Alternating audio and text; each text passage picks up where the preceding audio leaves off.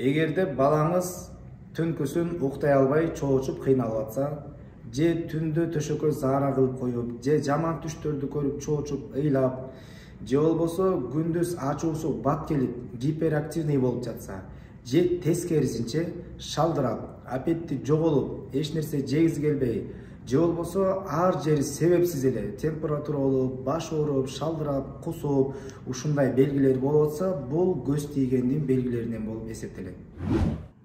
Эми пайгамбарыбыз саллаллаху алейхи вассалам жаш балдардын күнөөдөн таза экендигин айтат.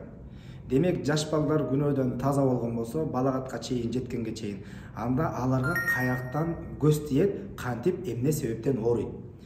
Жаш балдар эң биринчи ата энесине көз тийгендин себебинен дагы жаш балдар ооруйт.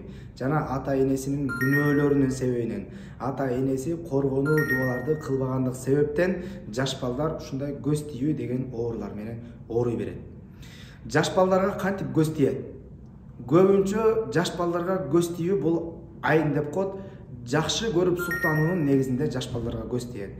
Бул бөлөк бөтөн адамдар эмес, жада калса өзүбүздүн балдарыбызга, өзүбүздүн да көзүбүз тийген учур болот. Себеп дегенде балдарыбызга суктана бериштик, кечке эркелете бериштик, ар кандай жакшы сөздү айтып эркелете берип суктана бере турган болсо, ошонун зыяны дагы балдарга тийиши мүмкүн деген сөз. Эми жаш балдарды кантип көз тийгенден коргошубуз керек? Эң биринчи өзүбүз эртең менен жана кечинде окула турган зикирлерди калтырбай аткарышыбыз керекпиз.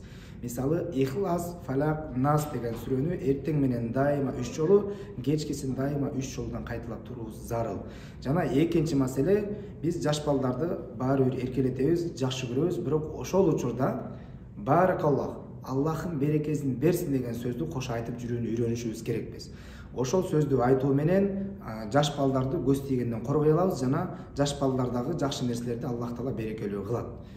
Эгерде ушул белгилердин бири, ушул көз тийгендин же болбосо деги эле балдарыңыздарда ооруп калганда кантип дем салыш керек деген сөз.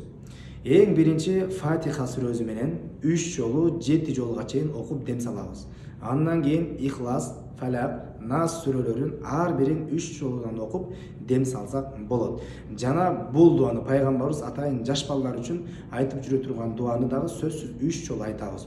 Уидукум би калиматиллахи тамма мин кулли шайтани ва хамма ва мин кулли айнин лама. Аллах Тааланын толук болгон ысымдары менен бардык көрө албаган адамдардын көзүнүн жамандыгынан жана бардык жин шайтандардын зыяндарынан жана бардык оорулардан, жамандыктардан коргойм деген дуаны айтабыз.